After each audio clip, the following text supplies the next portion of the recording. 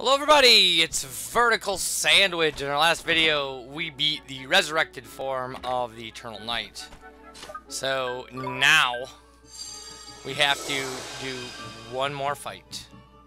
And I didn't save my game, but it doesn't matter, I can save on the overworld. Because there isn't going to be... Oh! We have some other issues actually.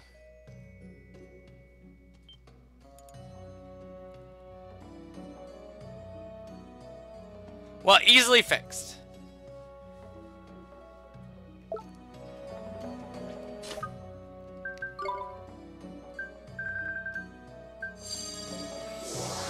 We can just go somewhere where there's... I want to test out Father Oak's dialogue anyway. I'm sure it's the same. Because he still thinks we haven't fought Cassiopeia. Or Cassiopeia. Or Cassiopeia. Or Cassiopeia. Or, yeah, the joke has gone on far enough. No repetitiveness. I once heard somebody talking about comedy, about, like, doing something so much that, like, doing something funny so much that it stops being funny, but if you do it long enough, it might become funny again. Yeah, I don't know about that. Yeah, same thing. But whatever, we get to stop at a deal. Yeah, he's coming right at us! Oh, okay. Whoa, freaked myself out there for a second. Alright, anyway. So now we just gotta touch the telling stone or whatever, and... Not the telling stone, though. The save your progress and restore your life stone. The thing. It's a thing. New.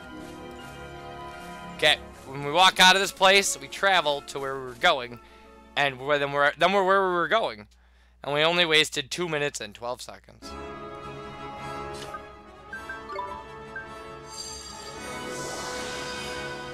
So yeah, we'll definitely get our rift thing sealed, and then get back to the conductor and stuff. This battle shouldn't take 17 minutes, I wouldn't think. It didn't take 17 minutes the first time. And we were 35 levels lower. I mean, luckily they don't make us walk all the way back through wherever, but... Alright, here it is. Hey, is what's his face still here? I mean, he could be. We could have left him here. But it looks like no. It's us in a rift. Okay. Nickers, this doesn't look good, holy boy. Huh? What's the matter, Mr. Drippy? I don't know exactly. I just got a bad feeling it's all tingling in the old lantern like. That one's different from the other rifts. I'm telling you, there's something nasty lurking in there, proper nasty. We're in for a battle and a half. Or I ain't the Lord High Lord of the Fairies, which I am. Anyway, what's the plan, holy boy? I guess we fight. We have to do something. As brave you are, nice one, holy boy. You've got some flippin' bottle you have that again, you are the savior of our world. Now watch yourself, here it comes. Oh, we have to read some Tales of Wonder as well. Okay, that's horrifying. That is a horrifying palette shift. Now you're for it.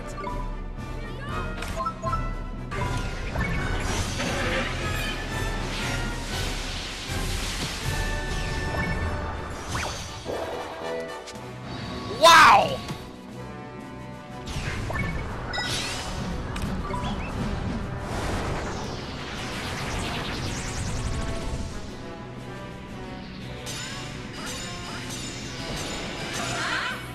Ooh. Okay. Anywho.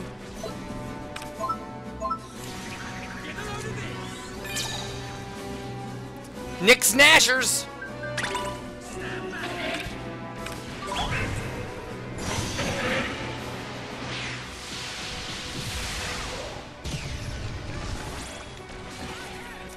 Okay, I want to see something here.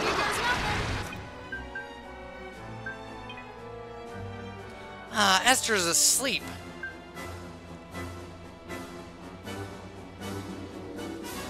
No, I don't even care.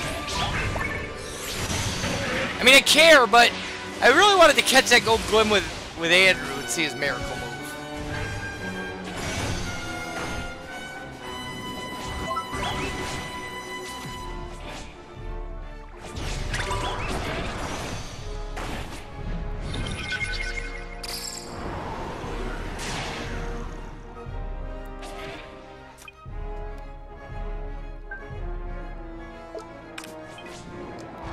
Ear splitter boulder. Man, we're murdering this thing. This is a murder.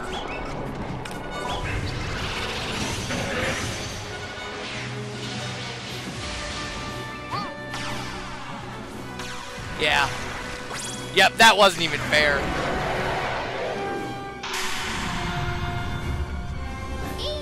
But I mean, everything's leveled to the hilt.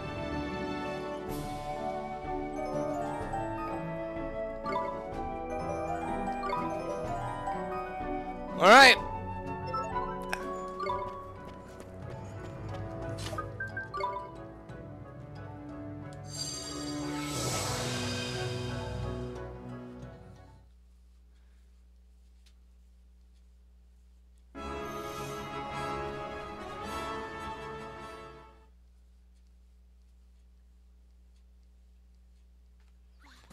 I have so many Tales of Wonder I forgot to read.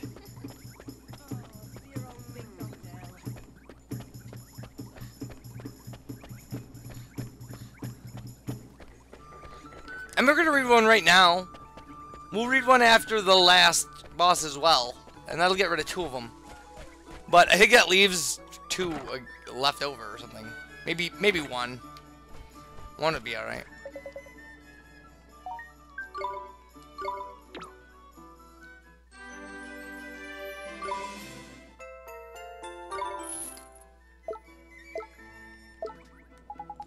Looks like we patched up all the rifts that conductor characters on about, eh? That'll be the end of it, and I suppose. The best let them know, innit? Okay, anyway. Wizard's Companion it is.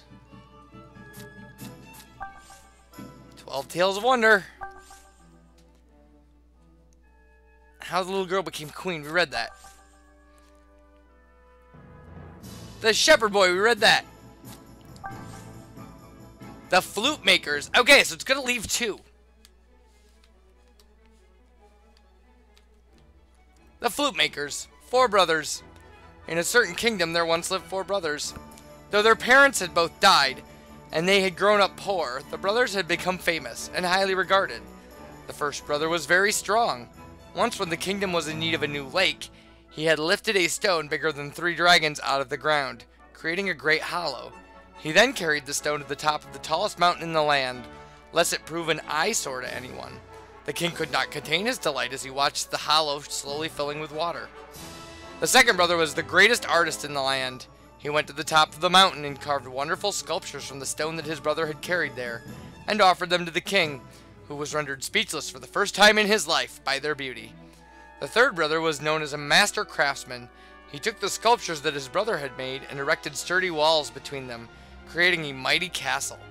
He even used the remaining pieces of stone to build a working clock. The king was amazed at how it always told the correct time, despite being made of stone. The king now had a new castle that he believed was the most beautiful, the best defended, and the most convenient in the wide world. The brothers were delighted and became full of confidence, for each of them believed that he was the greatest man alive. I am the one the king should thank for having such a wonderful castle. After all, I am the one who carried the stone all the way up the mountain. Thou mayest have carved the stone, and thou mayest have bound them together. But had I not brought the stone up here in the first place, nothing of that could have been done, said the first brother. Ha! But the king would not have looked twice at the castle had I not carved those sculptures so beautifully, retorted the second brother. And yet it was I who took thy sculptures and made them into a castle. What use had the king for sculptures, pray tell, beautiful though they may be? After some time, these discussions became so fractious that the 3 brothers resolved to live apart on the eastern, western, and southern edges of the kingdom. The youngest brother of the 4 was unlike his 3 older brothers. He excelled at nothing, and was weak and clumsy. Though his older brothers would mock him constantly, the youngest brother was a docile sort, and did not pay much heed to such insult. He was, however, worried about his brothers living apart, and he resolved to pay each of them a separate visit. A short while later, disaster befell the kingdom. A thick fog covered the entire land, blocking all sunlight for 100 days. Crops would not grow, and people became unwell, and yet the very worst of it was that the fog put an end to all music, for it simply could not be heard through the heavy broom. The whole kingdom adopted a silent, funereal air, and still the source of the fog remained a mystery. One night, as the king slept fitfully, he had a strange dream. In it, someone was telling him that the only way to clear the fog was to play a certain flute, the most beauteous flute in the world. Beauteous? Really? Okay. Upon waking, the king immediately summoned the three brothers who had built his castle and commanded them to build such a flute. Since the three brothers no longer spoke to one another, however, they would not cooperate, and each went off to carve his own. "I am the only one capable of making a flute fit for a king," said one brother. "It is simply too great a feat for the two of you." "Ha! Thou mightest better say that of thine own self," countered the second. "My flute will be the finest, as thou shalt soon see." "Boast if you will," scoffed the third. "All men know that mine will be the best." And so the arguments continued. After some time, all three brothers finished making their flutes, and went to present them to the king and his subjects. All the kingdom gathered on the shores of the lake that had been created by the first brother, anxious for the presentation to begin. The first brother picked up his flute, which was very big and made of stone, and blew. Try as he might, however, the flute would not produce a sound.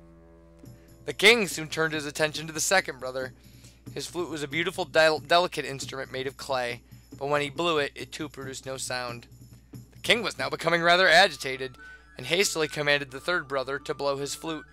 It was made of a single bone, with holes drilled in the appropriate places, and yet it could produce not a single note.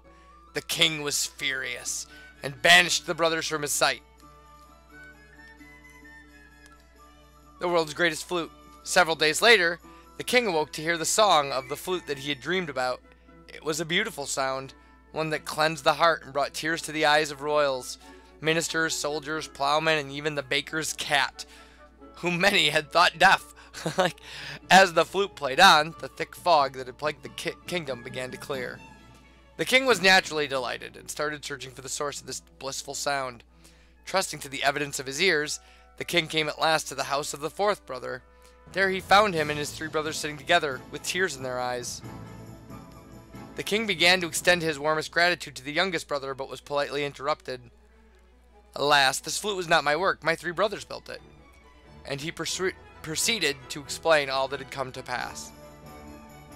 The youngest brother had been visiting his three brothers every day, hoping to persuade them to work together as before, but his brothers were stubborn and would not listen.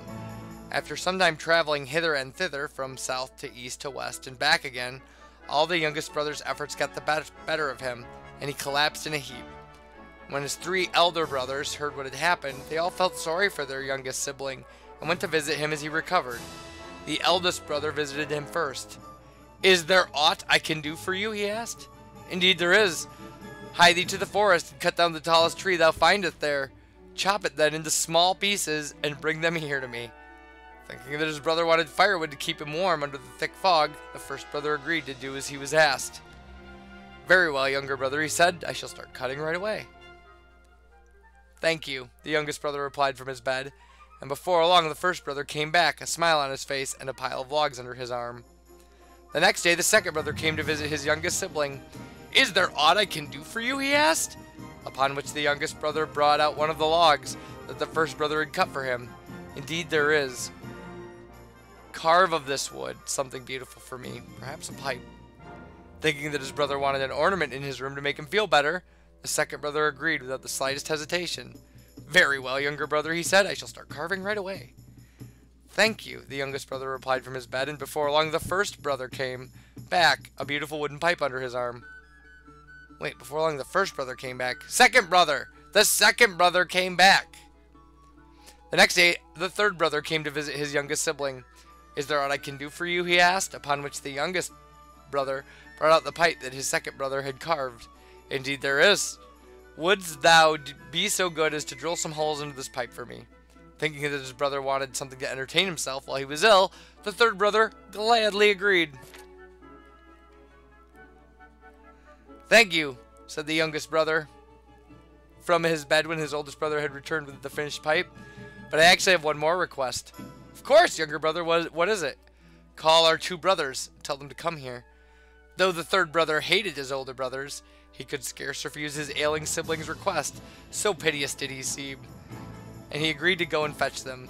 Despite all being gathered beneath the same roof, the 3 brothers would not look at each other, much less speak. Then in the middle of the silence, the youngest brother pulled out the flute that they had made and lifted it to his lips. As soon as he began to play, the 3 brothers began to weep, realizing how foolish they had been. As they listened to the sound of the flute, they recalled the past that they had shared, their humble home, their parents who had loved them so, the days when they had supported each other and helped each other before they won fame. The 4 brothers continued to weep as they realized that each was only truly special when he worked with the others. All 4 of them indeed, for it was only the youngest brother who could produce a pure note from their flute. The tears they wept were the most beautiful tears the world had ever seen, for they were tears of love.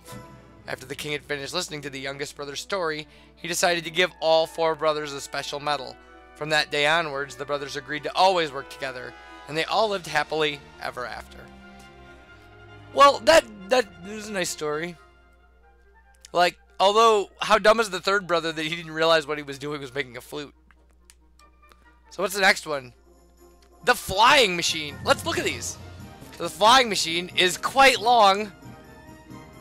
Oh, we read the tree and the stone.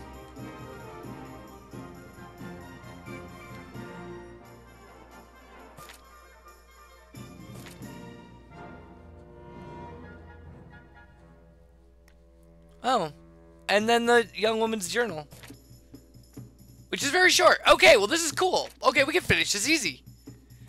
Because we did the tree and the stone. Didn't we? I read it. Didn't I read it to you? It's about how the telling stone becomes the telling stone? Yeah, and how the tree used to wander around? Wow, it's cool that it does that. Can I do that in reverse? Can I zoom in on something and... Like, can I just zoom in here? I can! Oh, that's awesome. Alright, anyway, when we come back, things? Well, wait, let's go to the conductor now.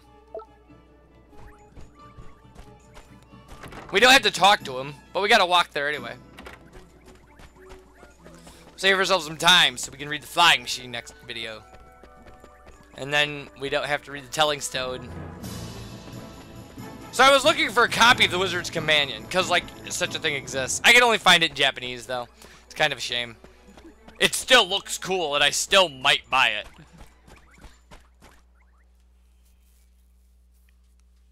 But I mean, it would... That's what it loses in Japanese. It's not that, because I can't read Japanese. It's not that, like, the spell and animal pages won't look awesome and things like that. It's that the 12 Tales of Wonder will be unreadable. And that's a shame. Like, yeah, the symbol for Nyx will still look fine, and, like, all the pictures of all the familiars will be great.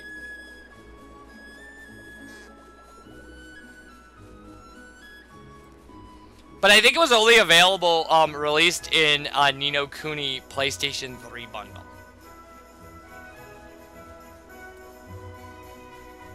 Which, also kind of a shame. I mean, kind of a shame.